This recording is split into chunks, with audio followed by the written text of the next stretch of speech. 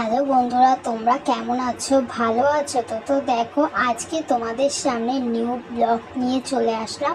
তো নতুন একটা ব্লগ ভিডিও নিয়ে চলে আসলাম। তো দেখো, আমাদের এই প্যান্ডেলটা এবছরও খুব সুন্দর হয়েছে। এবছরও আমাদের প্যান্ডেলটা এতটা সুন্দর করেছে, যার জন্য একটা প্রাইজও পেয়েছে এবছর। এই নিয়ে 3 বছর ওরা প্রাইজ পেল আমাদের ক্লাব থেকে।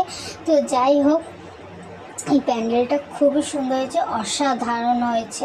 তার মধ্যে দেখো, এই প্যান্ডেলে একটা জিনিস দেখো, খুব সুন্দর ধানের গোলা করেছে। আর এই প্যান্ডেলের জানো তো, এই মায়ের যে মুখটা দেখলে তোমরা মুগ্ধ হয়ে যাবে। এত সুন্দর মুখটা দেখলে সবাই মুগ্ধ হয়ে যাবে। ও তারপরে সাথে করেছে প্যান্ডেলের ভিতরে ছোট্ট একটা পুকুর করেছে, পুকুরের সাথে নৌকো, অসাধারণ কি বলবো।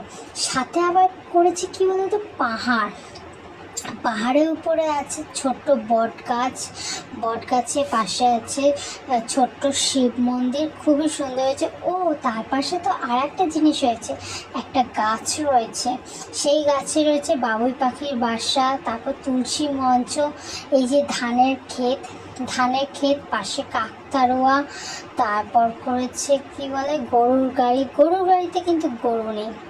খুবই সুন্দর হয়েছে, অসাধারণ প্যান্ডেল হয়েছে যে তোমাদেরকে কি বলবো। তার মধ্যে দেখো, চলে আসলাম হাঁটতে হাঁটতে পার্কে।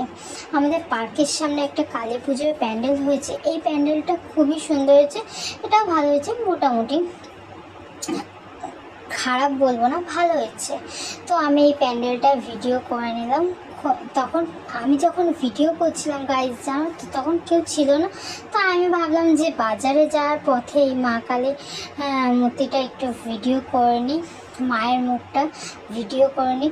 এইদিকে দেখো, আমার লুকটা দেখতে পাচ্ছ তো কেমন, পুরো আমি ঘেমে একাকার হয়ে গেছি।